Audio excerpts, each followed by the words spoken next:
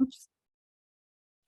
All right. Hello, Bob Goff. I'm so excited to have you on the Creating Meaningful Work podcast today. Thanks for being Yeah, here. likewise. I'm so glad we're talking.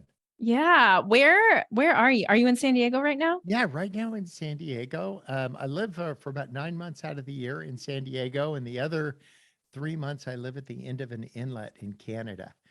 We've been doing that for 28 years. So we don't have any neighbors. The nearest road's probably 100 miles away, and we make our electricity off a glacier. And oh, you know that television show Alone? Like Yes. I'm those obsessed with guys, that show. yeah, those guys are closer to people than we are. I'd have to go, Oh my yeah, I'd have goodness. to go past them to get to people. What? Are So they yeah, go up in that area too, don't yeah, they? there. For I some of think the the seasons. season 8 was maybe just 20 or 30 miles away from us. Yeah, isn't that crazy? Wow. Yeah, So do yeah. you like pack up everything like food too and then like pack up for the months that you're there? Yeah, we plant the food in March, April, and then it's ready June, July, and August. We've got a lot of staples that are just always up there: raspberries, blueberries, all that. And then we're at the edge of 1,000 foot deep fjord. And so we just catch fish in there and eat those. And we've got, I'm not that big on fish, but I am big on Dungeness crabs. So we just get the fish and put them in the crab trap, and then we get crabs. So it's Oh, like fun. So you're great. like really living off the land out there. Yeah, it's really neat. And then we've got a landing craft, and we can load it up with all kinds of food at the beginning of the summer, and then just head up to the end of the inlet. And we're like the first house on the right. That's so It's amazing. awesome Oh after a my long ways. goodness. Yeah, yeah. Oh So my that's been kind of gosh. fun break between the rest of the 9 months. We're spent with Love Does. We've got, I think, schools in maybe 13 countries. And so just always zip, zip, zip. And then I've got a couple other things I'm doing. Oh my gosh, just a couple other things. Well, I'm really excited to dive in with you today. And now I'm like thinking about how you survive off the land up there because I'm like Alone right now is my show. Like I love it. I just watched seasons 8 and 9 on Netflix. Now I watch seasons 1 and 2 on Hulu. And I'm like, I How cool is that? I Yeah, love yeah. it. So that's the one, except I've got a wood burning hot tub. Oh my gosh, that's the way to go. Yeah. We're Also not with like, other people. I don't the yes, totally alone part, it's yes, one thing to live off the land. It's one thing to just be totally by yourself. yes. And I can survive out there with coconut shrimp. Yes. Uh, That's great. Well, Bob, for those who are not familiar with you, can you tell us a little bit about who you are and a little bit about, I know you have your hands in so many amazing things, but a little bit about how you spend your time. yeah. So I'm a recovering lawyer. So for 30 years, I was a trial lawyer. I lived in San Diego and I commuted to Seattle every day. Is that crazy? And Every then, day. and then home for supper. And then What? right back up to Seattle and then home for supper. Oh my goodness. That is a long ways. Isn't that crazy? Yeah, yeah. So, but there's a lot of time. So I would listen to Van Halen and write books. So I made good use of the time. And then I did that. And then I written a book that some people liked. And so it ended up just kind of wrecking my law career because I was always gone. We built some schools with the stuff that came from the book. And then I remember walking into my office in Seattle on the like 18th floor of some high rise, and the receptionist said, "Who are you here to see?" I'm like, "Oh, this is actually that's my name, like right behind you." And I realized I hadn't been there in so long that I didn't even know anybody who worked for me. So I got everybody together and I quit. I'm out. I took my key off the ring. I gave it to a guy that had been working for me for a decade, and I said, "You don't owe me anything. It's all yours." And I've Wow. never And gone you back. just decided that day? That's it. I've never gone back. I don't know if they're in Wow. business, not. I've never called. So, Wow. I've been clean and straight on being a lawyer for, gosh, maybe 6 or 7 or 8 years now, and then we just found this other thing that we enjoy doing, which is maybe going a little bit deeper with people on some of the things that they're trying to achieve in their life. And there's some kids that don't have a lot of choices. And so take a little Afghan girl north of Kabul. She just doesn't have a lot of choices, but then go build a school for little Afghan girls. And then all of a sudden they have choices. And you're not trying to indoctrinate somebody. You're not trying to tell them what, just want to teach them how to read and write. And then if Mm, they're educated, and particularly educate a woman, and you'll change a culture. And so mm, we've really focused on that. There's young boys and men that can come to our different things, but our strategy is really based on if you can really do a good job with training up the young women to like make all the decisions they need to make and navigate life, then you'll be making parliament members and presidents and all that, or people that are actually making the moves. I always mm. think if you want a discussion, get a guy. If you want to make some moves, get a woman. I have to agree with you on that one. No, it's really true. Uganda, and I serve as the consul general for Uganda to the United States. And what Uganda did is they fired every male ambassador on earth, and they replaced them with women. Isn't that awesome? They really did that. Same reason. Yeah. Wow, how interesting. I did not know that. Wow. So you wrote the book Love Does. I think that's how I first came upon your work. I loved the book. I loved just reading. I mean, I still have a visual of you as a young man sitting outside the lawyer, that office where to try to get into was it getting Yeah. into the school? It's been a few years Yeah, since that I've was read it it. now. Trying to get into law school, just sitting on that bench and Yeah. waiting. I just thought I'd wait him out. Like every time the dean went in and out, I just told him, tell me to go get my books. Uh-huh. I And love it. took quite a while, but he eventually kind of relented. I think he thought I'd start following him home at night, and he just said, "Go get your books." And that I didn't earn my way into law school. I sat in my way to law school. I literally sat on his bench until he said yes. Oh So my gosh. yeah, so I think for some people, you get an inexplicable no for something that you've always wanted to do. And then I hear people say, like, God shut the door. And I just, maybe that's true. And if you have a donkey and your name's Balaam and it starts talking to you in English, God has spoken. If your name is Mary and you're 16 and you're going to have a baby and haven't done the prerequisites, God has spoken. But if you have this ambition of yours to be an architect or an engineer or a plumber, or a stay-at-home mom or a stay-at-home dad or whatever, and then the opportunity doesn't come, that doesn't mean God's spoken. That just means the opportunity hasn't come yet. And so I'm Mm, not going to fall for this like God closed the door. That just sounds uh, too artificial. Like here you mhm. got the God of the universe that like spread the stars and put them in place. And then somehow Billy said no to our thing and somehow God shut the door. I think that was just Billy saying no. Whether he was right or wrong, I just don't want to like give too much credit to Billy. Mhm, mhm. So how do you kind of distinguish between those things, I guess? When is it like how long would you have sat outside that lawyer, like sat on that seat? And for those of you listening, I just to give a little context to that story, I believe I'm telling it somewhat correctly where Bob, you didn't pass the test to get into the law school, but you really wanted to. So you sat outside the dean's office for weeks, wasn't it? Yes, it was. Yeah. Yeah. Yeah. You take an LSAT exam, which is like tell you if you're very smart. And uh, my score reflected my intellect. Yeah, I just didn't do very well on that. But I really had this idea that I could be a lawyer and move the needle in somebody's life. And so rather than taking all those letters that say thanks for applying and no as somehow shutting the door, I thought no, I've got this really beautiful ambition and I'm going to go after it. And it doesn't work. There's other things that you'll go after and you'll get that people that have difficult relationships, like you've been in marriage and it's really difficult. There was a time when you thought, man, this would be the real deal. And then you achieve what it was that you're aiming for. And then you find out, oh, yikes, this was kind of a false summit. Like in a false summit, like you get to the top of Kilimanjaro and it says you're at the top of Kilimanjaro, but there's actually, you have to go another mile and a half to actually get to the summit. of Mm. Kilimanjaro. So it's a fall summit. It's still a summit. It's really high.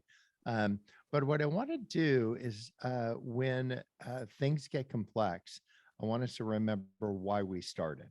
So when things get hard in relationships or in life or in your career, you had some ambitions, or maybe faith guides your steps, maybe it doesn't. But when things get hard, I need us to just remember why we started. Like, what was this thing? And knowing that you've changed and I've changed, this whole idea of being a new creation every day, like Mm. old Bob's on the bus, and here's new Bob. Still got a lot of white whiskers. I look like Father Time these days, but I've got like this new version of me that's rolling out. Hopefully, a kinder, more patient, less amped version that Mhm. remembers why I'm doing what I'm doing, filled with purpose. Hmm.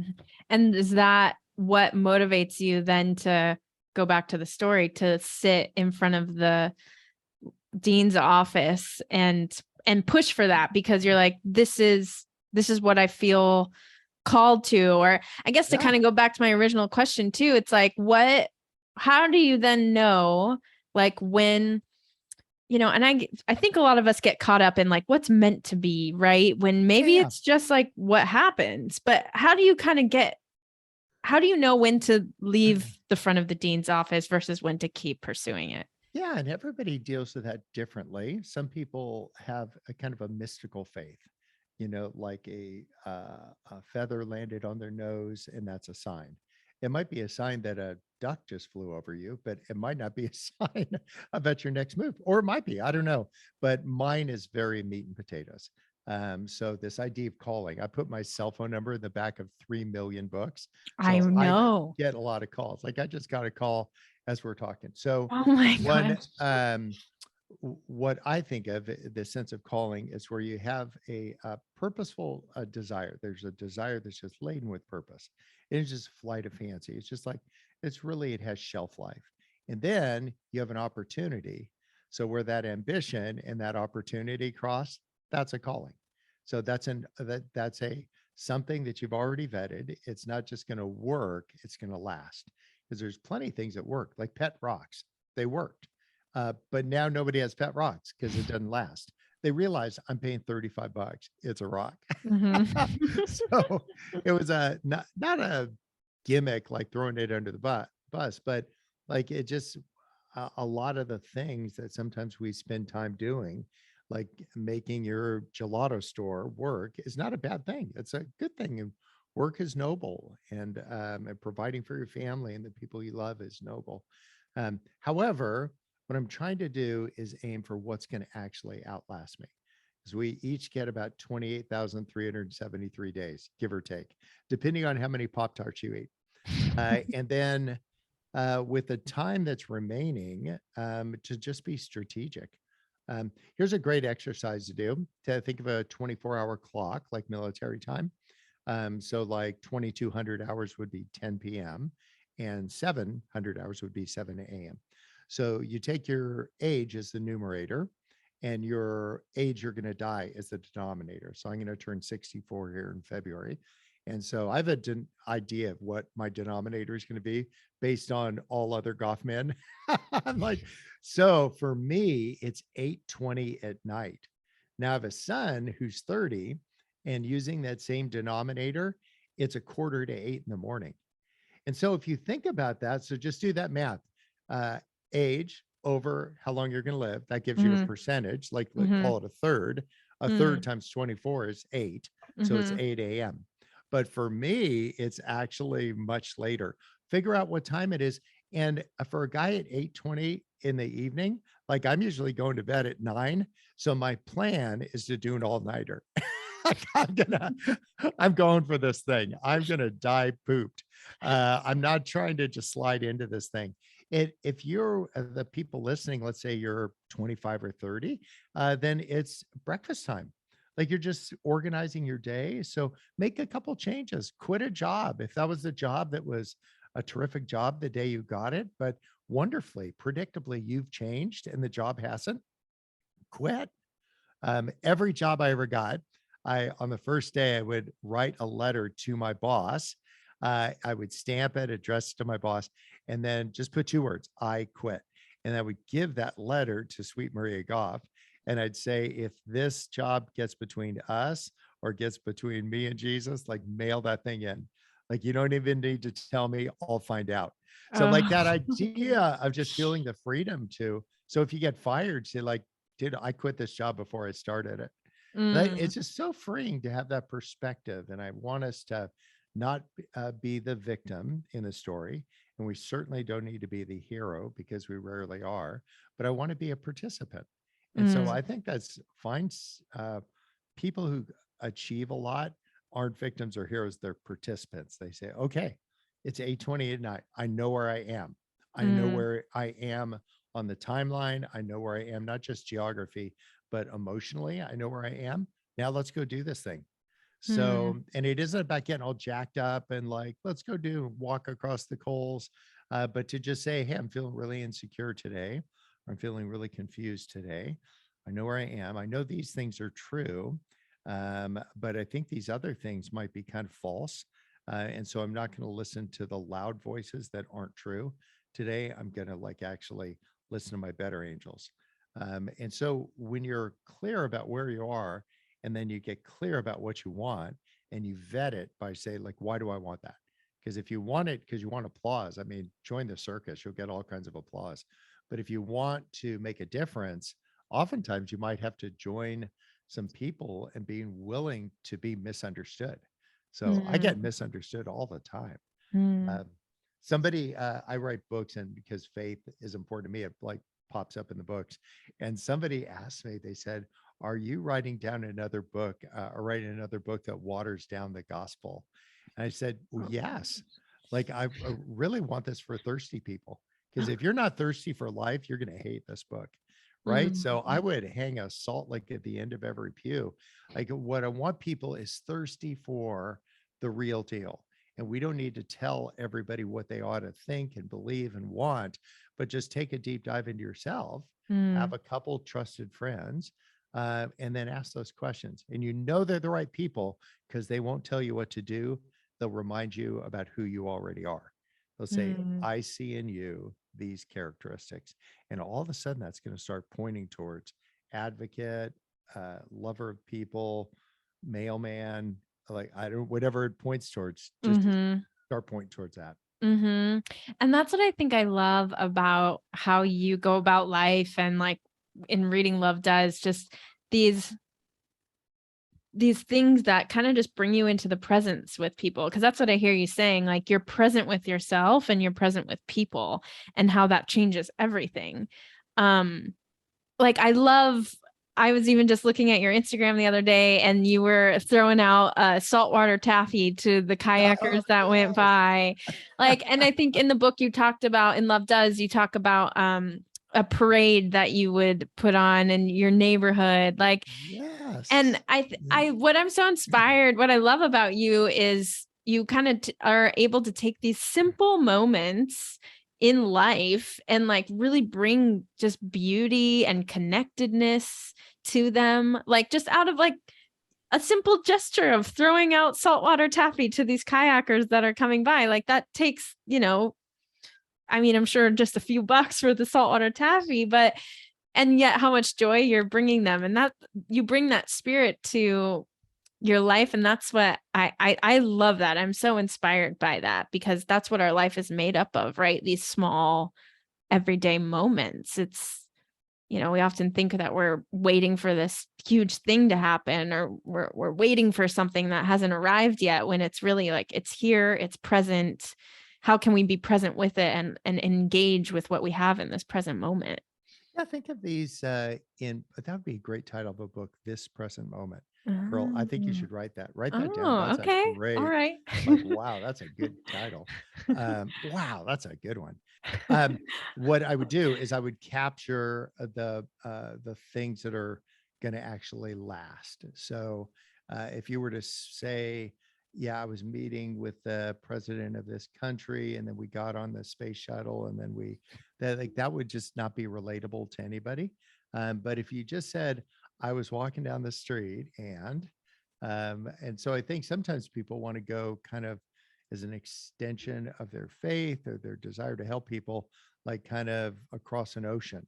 And I would say, let's go across the street first, Mm, to just love your neighbor, love the person that's already uh, 30 yards away. And if we mhm. could do that, definitely do. If you want to go across the ocean, mazel tov. But like, let's make sure we're going to the end of the street before we go to the end of the earth. And I think it isn't binary. You don't have to pick one or the other. Go ahead and pick both. Um, but do it often and then know why you're doing it. I teach at Pepperdine Law School, but I also teach at San Quentin. And so there's a guy that has been in my class for, I don't know, almost a decade, because my students don't change. There's not a lot of places to go. Once you're at San Quentin, you're there for a minute. Um, and he recently got released and went home to his loved ones. And then the police knocked at the door the next day, handcuffed him, put him in the back of the car, took him back to San Quentin, and said, we did the math wrong. You owe us 109 more days. Can you believe that? Oh my I'm gosh. like, buddy, can we just round up and like call it good? It's been a long time, like a decade. Yeah. So, yeah. So, um, I would have been pretty been out of shape about that if I was him. But you know Yeah. what he did? Because he was just kind of filled with grace and kindness and an awareness. He said, you know what? I can really use this 109 days to say goodbye to my friends here. And so he filled the next several months with that. And so when we met Mhm. several days ago, uh, as he was released, then we could just celebrate. Like, that's the guy, he was experiencing the kind of freedom that some of us don't experience, because he wasn't filled with guile. He wasn't the Mm, victim of this. He said, okay, so if this is a fixed point, I'm back in San Quentin. I want to find all these guys, and spend some solid time with each one. It'll probably take me about 3.5 months. hmm. And I was just really great. So That's it's not beautiful. putting a happy face on things. It's just to say, okay, so where am I at, and what can I do with what I've Mm, got? So I hmm. think we have a couple of schools going on in Mogadishu, Somalia, and there's a guy named Tyler that wanted to go with us and film there. And he said, "Can I come?" I'm like, "Oh, buddy, no," because Tyler's got dreadlocks, like they're down to his waist, and they're just big and beautiful and nasty. And he's been growing them for like 11 years, 15 years. I mean, they're awesome. Uh-huh. But I told him, like, if you get off the plane looking like that, they're going to shoot you.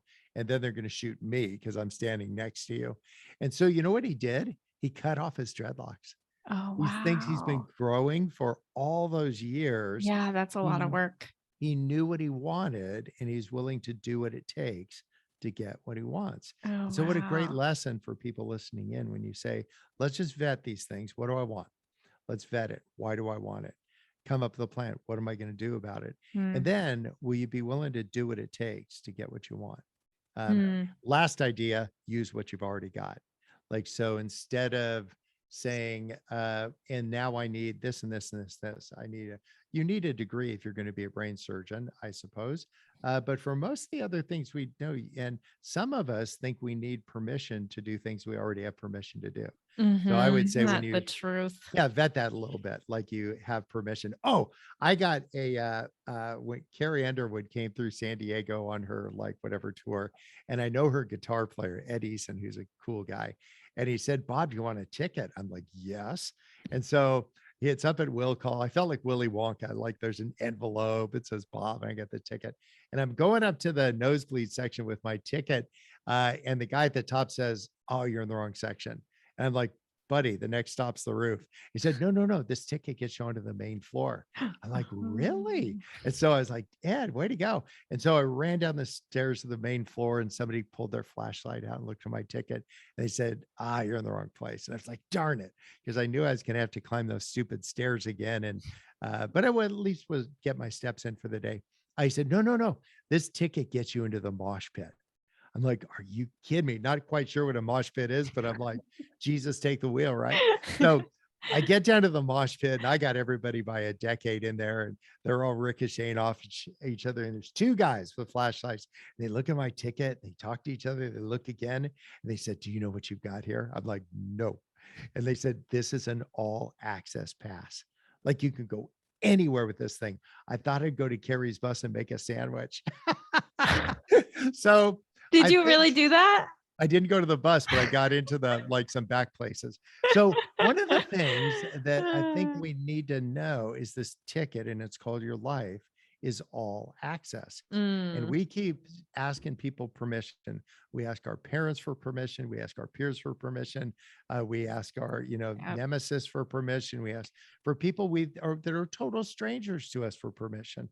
And I want to Mhm, stop asking for permission and start acting like you have permission, not in mhm, an arrogant way, but in an informed way. I'm just mhm, informed enough about my life that I know I have permission to go after these dreams. mhm, mhm. One of the things that you have done, first of all, I love that so much because we do that, right? Like one thing that we do in our community, and this was spawned by from Brene Brown, is we write ourselves permission slips Oh, because nice. Okay. because so often just writing like I have permission to do this thing like frees us up, right? Just the simple act of Perfect. like giving ourselves this permission slip. And so a question we often ask is like, what do you need to write yourself a permission slip for today?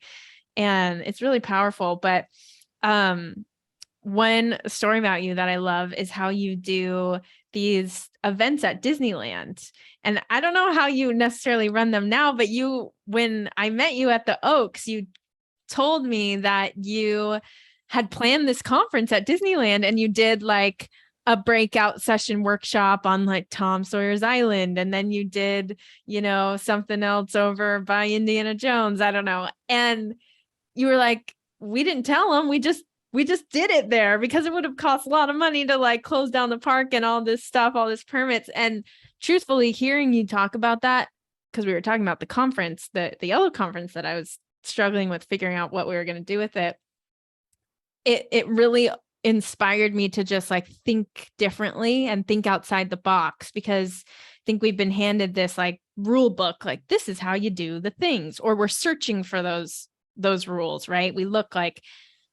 We Google things, how do you do this? Or YouTube, like, how do you do this? When we can actually, like, those things can be helpful, but we can think outside the box and do things differently. And we have that all access ticket and we have permission to do that just because we have the permission. And it's such a counterintuitive way of how we've been trained to think in our culture. Yeah. Sometimes we'll look because, and it makes sense. I bet they did this even when we were living in caves, that you would look at how's it going for the person one cave over. And so if their cave was flooded out, you'd say, I want to get a little higher on the hill. Or if their cave filled with volcano lava, like then you'd say, I think I want to put my cave elsewhere. So you see others people's experience, you apply it to your circumstance, and then you let that inform your next decision. Kind of makes sense. Nothing wrong with that. But these days, if you've got everybody else and you're just saying, hey, what's everybody else doing? It can kind of stifle your creative process. What I want to do is clear the deck about what everybody else has done and to say, hey, I'll spring for the tickets. There was, I think, 400 people showed up. And so we sent all 400 and we said, if you want to talk about your future, there'll be somebody in Tomorrowland. If you want to talk about your biggest fear, I'll have somebody over at the Haunted Mansion. If you want to talk about like the story you're writing with your life, and I don't know what that one is, but there's a big whale that like swallows little boats. Oh, Uh, yeah. yeah.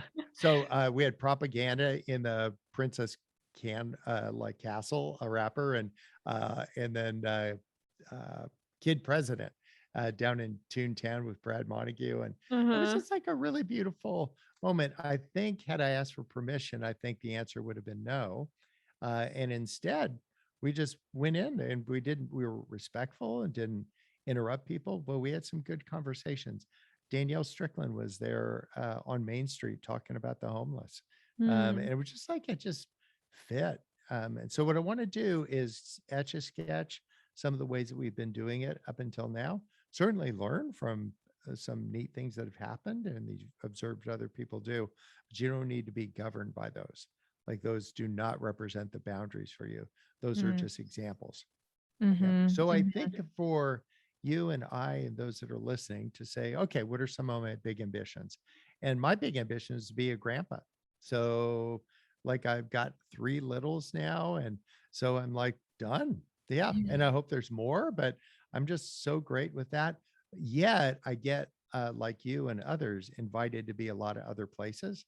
And so the rub in that is to say, well, I want to be here, but I can't be both here and in Orlando. And so how do I navigate what I do? So those are, I've heard it described as strategy and tactics, right? So if you think of a SWAT team, strategy, let's get the hostage out. Tactics is one SWAT person down the chimney and 2 in the windows, 1 at the front door. So what I Mhm. want you to do is come up with some strategy and tactics. You've Mhm. got your strategy is, hey, I want to move the needle in people's lives. Awesome. Let's drill down on that. In what way? Right? Mhm. Make me a pie. You just move the needle in my life. So Mhm. that might be it. But you might say, well, it's not in that way. I want to find somebody who's really in need. And so um, the tactics are not just tactics, the how to, but like position of your heart. So I remember when we started a school in Uganda, we invited 400,000 Ugandan kids who weren't in school. And we said, you can come to our school for nothing and we'll give you a great education. And on the first day of school, 9 kids showed up. I'm like rats, but we had enough for a soccer team. So, and the soccer field had like 2 trees and a couple runaway pigs that were out there. But we had our school. So we just Mhm. started. Strategy is to not ask for permission. I'm going to start the school. Then some tactics will be, how can I communicate this in a humble way? So Mhm. I made the mistake of having a web page that said, like the school in Uganda and changing a nation, a generation of Ugandans. I think that was the stupid title.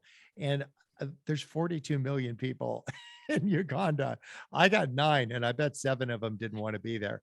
So it was hardly a generation. And I had to pause and say, I wonder what made me say something so big and boastful. And I had to realize I'm insecure. And so what I was looking for is validation from other people to say, this is a noble thing. And so my word to myself, I was 2 things: take down the stupid website, but then be a lot more humble and just know that it's a valid thing. You don't need to have other people uh, enforce that or say what you're doing is swell. Just do it because you know it's swell. And that Mhm. isn't cocky. That's actually very humble. And you're Mhm. not going to be looking at other people's paper. You're just looking at your own paper. Mhm. And that will free you up from a whole bunch of the self doubt and other things that sometimes keep you away from your ambitions. Mhm. Yeah, it's like that inner belief, like, this is a good thing. And that alone, that knowledge, that knowing can guide you and lead you and will guide you and lead you. And there's also a temptation to have everything you do be up and to the right. Like, and so I started with 9, and there was 900 and 9,000 and 9 million. And that's just up and to the right stuff. That's just you getting back on the validation bus. And I would Mm. just say, yeah, we started with 9. We have more now. Mm. Mhm. In Uganda, if you ask, because there's so many children that have passed with all the challenges they receive, it's actually really inconsiderate to ask a Ugandan mother or father, how many children do you have? Because they'll say, 4 are dead and all Mm. that. But so do you say, do you have many children? And they said, Mm. I have many children. It's just Mm. so, it's a kindness. It's a, like, just pausing to realize the other person's circumstance before you start presuming things. And it Mhm. was innocent enough. You're just trying to be nice. But I found out if I just slowed down, I could be actually nicer, Mm. that I could be more considerate of what they might be thinking. So when people say, how many people go to your school? I just say many. Mm. I love Because, that. and it frees you up from, like, what if our churches, just how many people go there? Many. Mhm. That's like, it doesn't, then we were freed up from the comparison. Yep. How much money do you make? Wouldn't it be weird if you had a yellow conference, say, okay, everybody, count of 3, I want you to turn to the person next to you and say what your net worth is and how much you made this year. You'd be like, oh my gosh, that's so, like, no, like, Yeah. That'd be and so, awful. and I agree. But if you say, sometimes in the way that we ask people to talk about the vulnerability, it would be in that same way. That's So so I true. would Yeah. lead with vulnerability to say, I'm really insecure, although I don't come across as insecure. I've just cover it with a load of being fun. And so I realized really early I could deal with my massive insecurity by being really fun. And then I wouldn't have to be insecure because everybody'd be having a good time. And so it's so good to know what that is. Now, that's who I am. That's not who I was. That's actually current events right now Mm-hmm. as I speak to you. But Mm-hmm. you just go, wow, I just got good at it. Mm. And so for other people to realize sometimes you think you're talking to somebody they're a little on edge, you're actually talking to their spouse right now that they just got in a fight with. You're talking to their parent who they could never get the approval from. You're talking to their friend who betrayed them. You're talking to just realize there's more going on in the Yeah. conversation. You need to get inside of their head, just get inside of yours, Mm-hmm. inside your heart, and say, they're probably just as complicated as I am. Instead Mm-hmm. of saying, what a jerk. And then you put them on the jerk shelf and just say, like, they're not a jerk. They're just as complicated as you. And they dealt with their insecurity by being curt because they didn't find better words. So they reached for the stupid shelf. Like all Mm-hmm. the stupid shelf has all kinds of words on it. And it's always waist high and easy to get to. And so what I try to do is reach up a little bit higher. Although there's a lot of words on the stupid shelf when somebody says something lame, I go, what if I reach up a little higher? Mm-hmm. So come up with strategies that help you develop in yourself that kind of humility that will serve you really well. I What's that love that saying? so Two much. types of people, humble people and people who are about to be. I like that. Beat life to the punch. Uh, all right, Bob, before we end here, I have a few rapid fire, just fun questions for you. Okay, fire. Okay. Your favorite comfort music, that music that you turn on when you just need to feel a little comfort. Oh, yeah. It would be either, there's a couple of guys I know. One is Stephen Curtis Chapman. Like, I know this is cutting edge stuff. Like, I'm going back a ways. Michael W. Smith. Aw. And then there's a woman, Megan Tibbetts, who's just humble and kind and all that. She's going to be really well known later. Oh, I have to look her up. Oh, I love it. Go-to drink that you order at a coffee shop. Oh, always a like sugar-free vanilla latte. Sometimes if it's cold out, then I have hot. If it's Uh-huh. hot out, then I have cold. Uh-huh. That was my order for so long, sugar-free vanilla latte. Yeah, Now I more do black coffee because I have 2 toddlers, but every once in a while I'll still indulge in my vanilla you latte. have to go like, oh, that's told me. Yeah. Um, what is something you're most excited about right now? Let's see, grandkids are way at the top of the list. We have that place that we invite people to come and kind of get what they need. And so I like spending time out there. Yeah, And the then, Oaks. Yeah. yep. Ugh, And then best place.